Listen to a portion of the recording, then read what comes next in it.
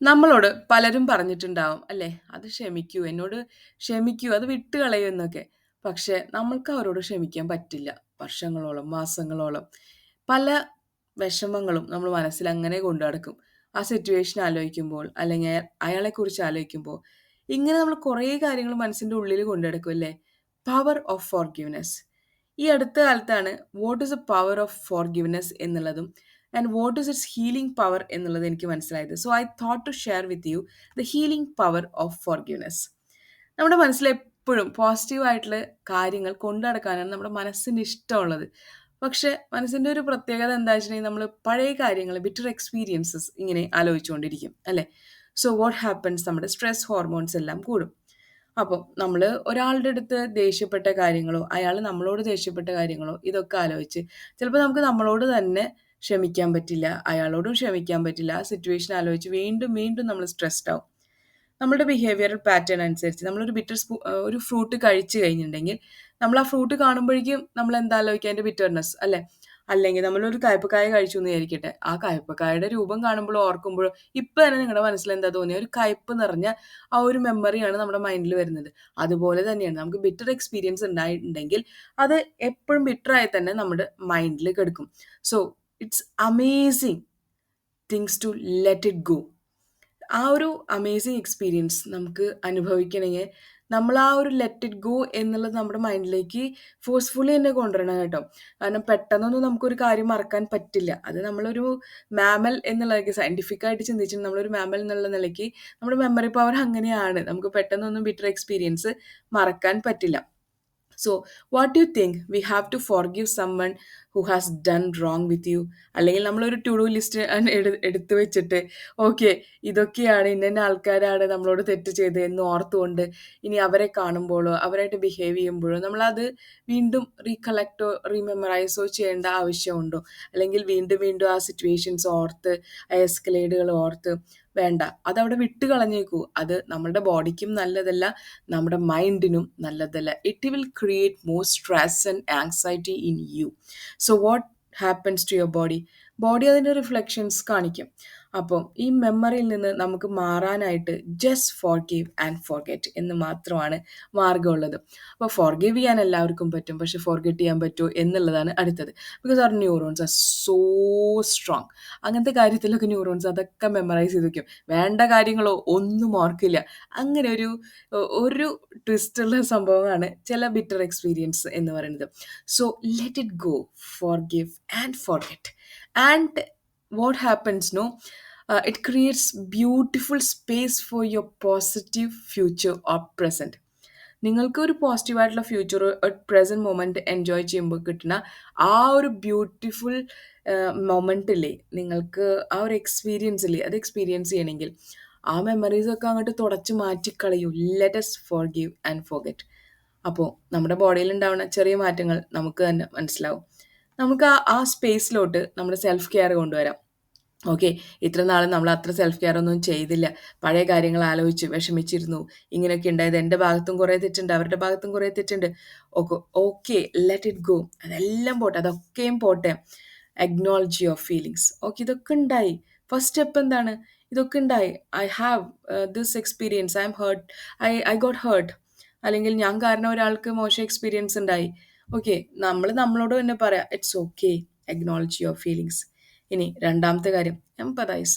നമ്മൾ അങ്ങനെയൊക്കെ ഉണ്ടായല്ലോ, അതിൽ എംപതൈസ് ചെയ്യേണ്ട, understand that was that situation.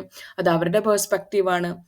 ഞാൻ അടുത്ത കാലത്ത് ഒരു വീഡിയോ കണ്ടായിരുന്നു.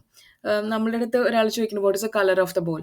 അപ്പോൾ നമ്മൾ പറയുന്നു it's green, but the other side of the ball which is painted on the other person side it's red. So the person is telling red to the next person. അപ്പോൾ അപ്പുറത്തിരിക്കുന്ന ആളോട് ഇയാൾ പറയുന്നു ഞാൻ കാണുന്ന റെഡ് ബോളാണെന്ന്. പക്ഷെ അപ്പുറത്തിരിക്കുന്ന ആള്, തൊട്ടപ്പുറത്തിരിക്കുന്ന ആൾക്ക് ആളുടെ സൈഡ് ബോൾ ഗ്രീൻ പെയിന്റ് ചെയ്തുകൊണ്ട് ഇറ്റ്സ് സീൻ ആസ് ഗ്രീൻ. അപ്പോൾ രണ്ടുപേരുടെ പേഴ്സ്പെക്റ്റീവും ശരിയാണ്, പക്ഷേ രണ്ട് സൈഡിൽ നിന്ന് നോക്കുമ്പോൾ അത് ഡിഫറെൻ്റ് ആണ് അല്ലേ? ദാറ്റ് ഡസൻ മീൻ ഒരാൾ തെറ്റ് ചെയ്തു ഒരാൾ ശരി ചെയ്തു, അങ്ങനെയില്ല. It was situational.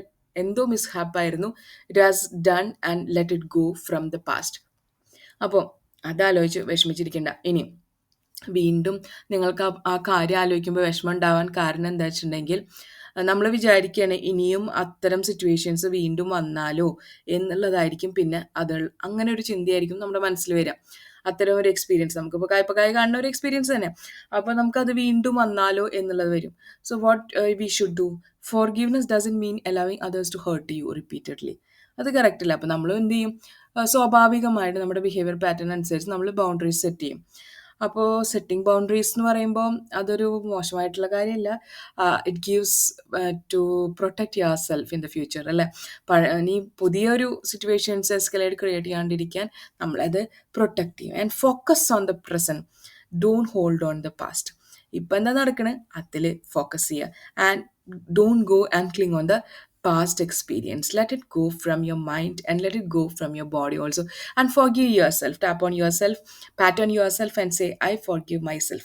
നമ്മളും കുറേ കാര്യങ്ങൾ തെറ്റ് ചെയ്തിട്ടുണ്ടാവും അല്ലേ, നമ്മളുടെ ബോഡിയോട്, നമ്മളുടെ മൈൻഡിനോട്. Because we are rethinking something or overthinking something, and if it is not done with you, seek professional help അല്ലേ.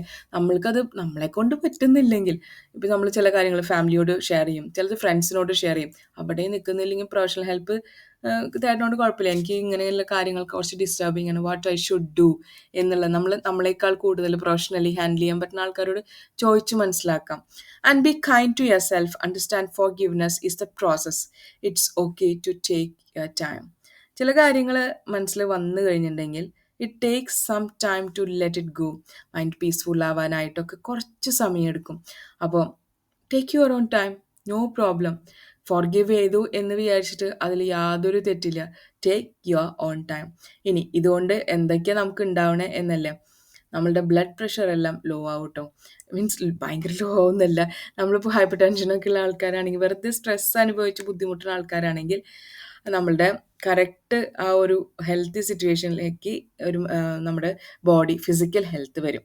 Reduced anxiety and depression. Mental health നോക്കുമ്പോൾ ഫോർഗിവ്നെസ് എന്ന് പറയണമെങ്കിൽ it significantly lower levels of anxiety and depression. When we forgive we stop reliving the hurt and start focusing on healing. നമ്മൾ എന്താ പഴയ ഹേർട്ടായിട്ടുള്ള കാര്യങ്ങളൊക്കെ heal ചെയ്ത് കൊടുത്ത് നമ്മൾ പുതിയൊരു അല്ലെങ്കിൽ അറ്റ് പ്രസൻറ്റ് മൊമെൻറ്റിൽ ജീവിക്കുകയാണ്. നമ്മുടെ ജേർണൽ ഓഫ് ഹെൽത്ത് സൈക്കോളജിയിൽ പറയുന്നത് people who forgive tend to experience less stress and greater mental wellbeing, as forgiveness breaks the cycle of negative thoughts and emotion that fuel anxiety and depression. അപ്പോൾ ആങ്സൈറ്റിയും depression ഉണ്ടാക്കുന്ന ആ fuelling തോട്ട്സിനൊക്കെ break ചെയ്യാൻ forgiveness കൊണ്ട് സാധിക്കും. Enhanced emotional regulation. Forgiveness കൊടുത്ത് നമ്മൾ ഒരാൾക്ക് ഫോർഗിവ്നെസ് കൊടുക്കുന്നു, നമ്മൾ നമ്മളോട് തന്നെ ഫോർഗിവ്നു എങ്കിൽ എന്ത് ചെയ്യുന്നു, ആ ഇമോഷണൽ സ്ട്രെങ്ത്തും സെൽഫ് റെഗുലേഷനും പ്രാക്ടീസ് ചെയ്യാനായിട്ട് ഈ ഫോർഗിവ്നെസ് എന്നുള്ളൊരു കാര്യം നമ്മളെ ഹെൽപ്പ് ചെയ്യും.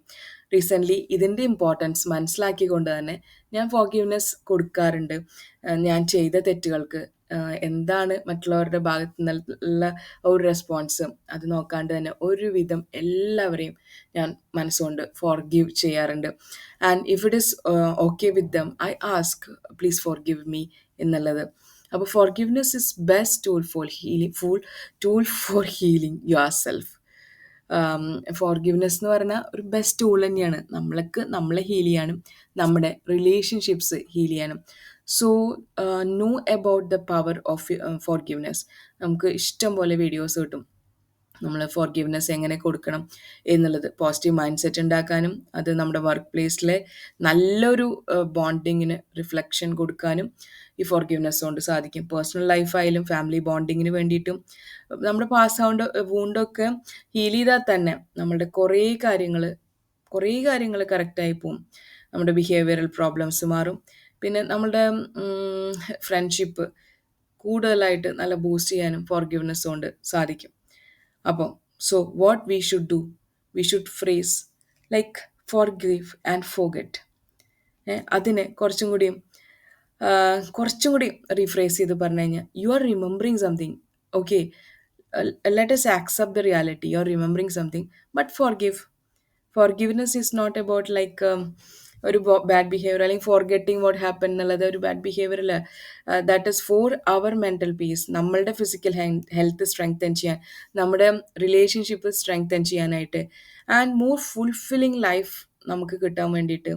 So take a deep breath and let it go. All that holding you and make a space for peace and happiness. After all, life is too short onto negativity, right? So hold on your mental peace, stay healthy, and thank you for listening to me, Jita.